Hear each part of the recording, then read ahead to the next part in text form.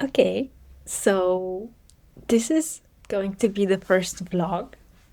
I feel incredibly shy around the camera. I've never filmed myself, but I will follow an advice that I heard from Higher Up Wellness, I think he's called. And basically, the advice is you don't film yourself, you document your life. So I will document as much as I can. I will document as much as I can from my life. I also have no idea how to work with this gimbal because it moves when I move. I'm sure I can stabilize it, but anyway, I will have a look at it after. So, what's going on in my life right now is a lot and at the same time not that much, but also because I read this book, Slow Productivity. I don't remember, I think it was written from Cole, and then I don't remember the last name. But basically, it says you should focus on around 3 projects in your life and do them. And then once you finish one project, you continue to the next one. So I have a lot of ideas, a lot of things going up in my head. But the thing is, I have not finished my master thesis. I'm a master student for I don't know how long now. The thing is, I've moved countries twice, I've changed careers twice, and it's been all over the place. So I was always having an excuse not to write my master's thesis. And now I feel like I cannot move forward with the project and the ideas that I have without having finished this master. I think because the ideas will take a lot of time and attention, and I will always have the masters in the back of my head, and I will just not do it. So, what I'm doing now in November, I dedicate at least an hour a day to do something with my master's degree. I think I have the topic. I'm just checking if I have enough literature online because I'm also doing it on distance. So I need to be a little bit careful with the literature, the availability of the literature. It will be probably something about the United States, the history of the United States. I will tell you the topic once the professor has approved it. Otherwise, today was a good day. I was at the gym in the morning. Yesterday was a very rainy day, and I didn't get out of the house, and I was in a very, very bad mood in the evening. So I think I noticed that I need to get out of the house no matter what. And I also feel like during the lockdowns, I was living in France, like, you know, 2020, and we had so many lockdowns during these 2 years. It was, I don't know. And then now I'm realizing how important it is to get out, to get some fresh air, and to get some daylight, sunlight. And I was thinking back then, it was like, okay, we were working in office, like working remote was rather just an exception. And it was kind of nice to be at home. And it was kind of nice to be able to stay at home, or the idea of staying at home. And then it kind of like everyone got used to it, whatever, blah, blah, blah. And now, like, I work completely from home, like, my whole universe is remote. And it's like, I need to get out of the house. I'm still trying to adjust. I recently moved here, so I'm trying to kind of find my rhythm. Some people are interested in what I do for work. I'm not doing any social media for work yet. I'm a virtual assistant, so basically, I am the right hand of public figures, busy professionals, and I help them with achieving their goals and taking everything from their plate so they can focus on their zone of genius, and I take care of all the rest. I work as a freelance, self employed. I feel like working for yourself has changed me the most from all the careers I've had. I've been all over the place. My CV is like, you wouldn't know. Basically, I had a lot of student jobs because I had to finance my studies when I was in university.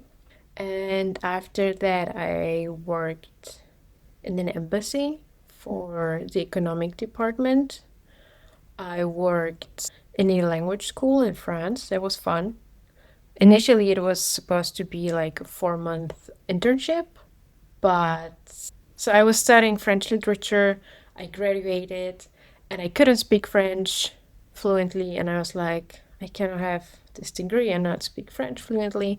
So I was like, okay, let me get an internship. And I chose Nice, which was very nice for the summer, for 4 months. And then I decided to stay. And then 4 months became 6 years. And then I was basically the administrative person in this language school. So basically, we had foreigners coming to France to learn French. So I did the 4 months of internship in the summer. And then my French was okay ish after the 4 months, but still not right. And then I remember I made a deal with the director that I would go in the morning to the classes and learn grammar and stuff. And then in the afternoon, I would work in the administration. And basically, everything was. I don't even remember if I had a salary or something. And if I would have, it would have been like, I don't know, $400 or something a month. I don't know. But I remember that most of my life was paid by scholarships at that time, which was quite, which kind of saved me. And then I went into hospitality since I was in the French Riviera. I was very curious about all the five-star hotels, the Palais, and I really wanted to see this world. So I got into it. I got a job. It was very interesting. Also, I had a brief idea of becoming a pastry cook. I don't know how to translate it in English, but you know, the person that makes eclairs and cakes and all these French croissants. But after being in the hotel business in France, I was working in the Meridian. I realized I need to be in front of the client and not back in the kitchen. I just love the contact with the client and I also need it. So that was that. And then I decided to move away from France. And that was when I went into the same company to product manager and then back to virtual assistant. I forgot to say that also virtual assistant was kind of my side hustle from the whole time. I had a student from the school who asked me to be his assistant in France. He was having his company in Germany and he wanted to do part business in France and also live part time in France. So he needed someone who knew the language and could help him build his life in France. So there was a lot of fun, and I've always had clients with small hours. And then 2 years ago, I decided to do it full time, and I've learned so much.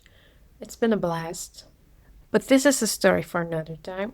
Okay, so we are 2 days after. Yesterday was kind of a bit packed. I had a lot of errands. I had a doctor's appointment.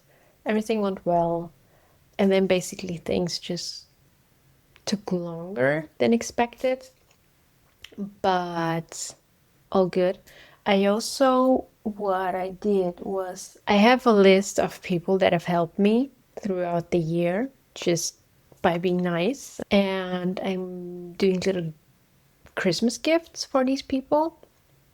So I saw something like a wine cellar or keller, I don't know how you pronounce it. And then they had these chocolate boxes, really cute. I bought everything they got in stock. I'm pretty happy that this was done. Basically, and I don't have this list for the whole year. It's just like it was the last couple of months. It's people like my accountant because I would be in trouble without my accountant. I also have the lady that is doing all my insurances, my lawyer, and then a couple of other people where it's been like really nice to work with them throughout the year. And yeah, they've helped me a lot. So I'm really happy I found something nice. Some might also have a bottle of champagne or something, I don't know yet. But yeah, so this, I just need to figure out how to give it to them. I don't feel comfortable giving it to them face to face, running around the city just to give them their gifts. And it's also weird to call them and be like, hey, I have a gift for you. So, and then who knows if they're with client or whatever. So I need to figure this one out yet. What else? And I think yesterday this was it. And then in the evening I had work to do. And then this morning, gym. I realized if I don't get out in the morning to get some light, it's not going to be a good day. So I used to go out to work in coffees. I don't remember if I told this yesterday, but anyway, I used to go out and work from coffee shops, which was nice and everything. But at one point, it gets a bit boring. It gets, it's not like it's boring, but it's like where I live, it's a very seasonal town. So we have a lot of things open in the summer, and now in winter, it's like more closed. And I also like to spend like 3 or 4 hours deep work. And sometimes I don't want to, yeah, I don't know. I just sometimes feel bad if I just had a coffee and I'm sitting there for 3 or 4 hours. I don't know. And yeah, so now I switched it up a little bit. I do gym in the morning. I go out, have all my lights. And also my gym is like very open. So I have, it's almost 360-degree of glass.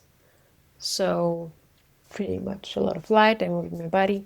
And also I used to do my workouts late in the afternoon. Like I finished work and then just to sum up the day and stuff. But now it gets also dark so early and I'm like, I don't feel like going out, and then I'm tired and then I'm hungry and like, and then obviously I'm not making it to the gym. So I let you know how the morning goes. And then basically today I am about to schedule my LinkedIn posts for the week. So basically what I do with my posts, I post every day, every weekday. I am in Courtney Johnson's Sunrise Content Club. I joined, I think, 5 months ago. And the thing is, I was very shy. I was like, no way I'm going to post, show my face. The way it works is basically she gives you prompts, and then every member from the content club can adapt them to fit their industry. And if you have trouble, you can always brainstorm whatever in the group. And it has helped me enormously. So what I do basically, ChatGPT knows what I do for work, and then I paste the prompt, and then I'm like, give me ideas what I could write about that can be applied to my professional life or sometimes also to my personal life. And then I basically have like an idea if I don't have one by myself. So this was what I was doing for a lot of weeks. And now I'm at a point where I try to be more organized and have like a real system. So what I do is I still join the calls because I work from home, I work alone. It's nice to see people, to talk to people, and also it gives more structure to my day because I know each day at a time I will have to be online for this call. And so I listen to the call, I brainstorm with the others, I engage with the others. I also use this hour to engage with the people that are on my LinkedIn feed. And I have scheduled all my posts out for the week. So basically, in the Sunrise Content Club hour, I don't do my posts, I just engage. I find that this has made a huge difference for my LinkedIn. Yes, I do post 5 times a week, but I feel like it makes much more of a difference if you engage other people's posts as well as posting. But yes, so this is what I do. And then on every Saturday morning, afternoon, I take 1 hour or 2 hours to draft 5 posts, sometimes based on the prompt that I have from Sunrise Content Club from the previous week. sometimes just what I have in mind. And then I just schedule it out during the week and obviously around the times where I will be engaging. So this is kind of my LinkedIn posting process. I'm about to finish it that. And I was thinking to say it here now or maybe in the next video, but I am drafting. So next week, Tuesday, will be my 100th post for LinkedIn, which I would have never thought I would. Yeah, I would also never thought I would do a vlog, but it's a really nice feeling when you stick up to something, when you work continuously on something. So I'm really proud of myself that I did it. And also, I have specific expectations from posting, but it's more like I don't expect anything to happen less than a year. And there was also a girl in Content Club, and her goal was to have more clients for her business, but it kind of didn't happen for her. And she's also posting 5 times a week, etc. But I have told myself I have no expectations for the first 12 months. And I'm now on month, I don't know, 4.5, 5.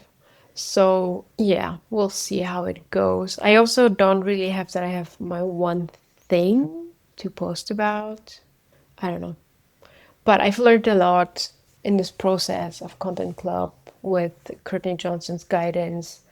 Probably the most important lesson I've learned is you don't have to have it all figured out before starting, because you want to try things. Some things work, others don't. People react to it, people don't. You like it, you don't. Basically, you figure it out on the way. I was always hesitant before to start because I was like, oh, I don't know what font to use in my visuals. Yeah, well, you'll figure it out. And I'm also like, who will read your first 100 posts? So who cares? Like, I think the first 100 or even 200 are just practice. It's like you learn how LinkedIn's working or whatever social media platform you're posting is working. So, yeah, I will finish scheduling it out. I will draft my 100th post with a little bit of a recap of what it was like, my lessons from my first 100 posts. And then I also have some work for clients. And I haven't moved forward with my master thesis for the past 2 days. So I really need to speed it up today a little bit. But it's fine. It's completely fine. Yeah. And then also I have a call with a community called She Leads AI. It will be my first call with this community. I met the founder, Anne Murphy, on another community from Sabrina Romanoff. We'll see how that goes. I'm really excited to meet everyone on this call, and I will keep you updated about it. And otherwise, I'm looking forward to tomorrow, Sunday. I still have to do some work doing these days on weekends. I try to always take weekends off. So for a long time, I didn't take weekends off.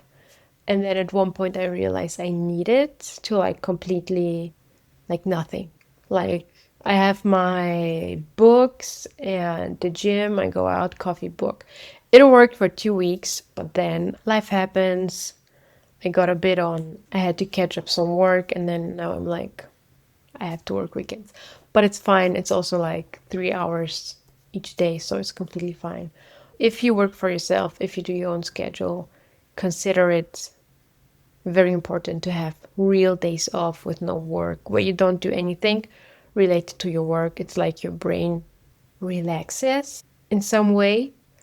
It kind of makes it easier to work in the sense of, since your brain got a bit relaxed, when you go back to work, you have much more brain power for your tasks. So take some time off. But yeah, me in November, it's not gonna happen. It's completely fine. there are phases in life where it's just not doable. And I also have a nail appointment tomorrow. I don't know if I can take you with me. I did square nails. I don't know. It's the first time. Before I always had oval or almond or round. They were cute when they were shorter, but I don't like it at all when they are square and long, so I don't know. But this is one of my favorites, like thinking about what kind of manicure to get. Love it. Yeah, I usually do nudes and French, so we'll see. Maybe I'll take it with me tomorrow. And then I think this is the planning for tomorrow with work and my master thesis.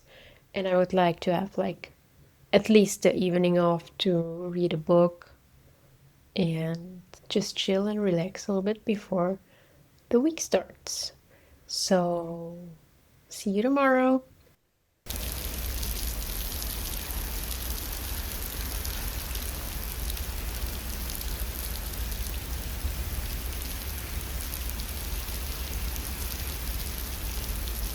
How do you get home, guys?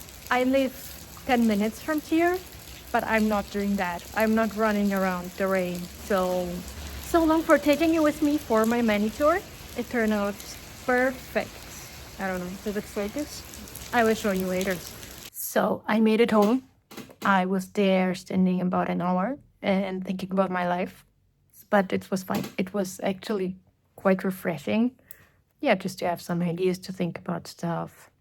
I highly recommend my nails that I wanted to show you, classic French. And yeah, I'm gonna have some lunch and then do some work for a client and for my masters. And I see you later.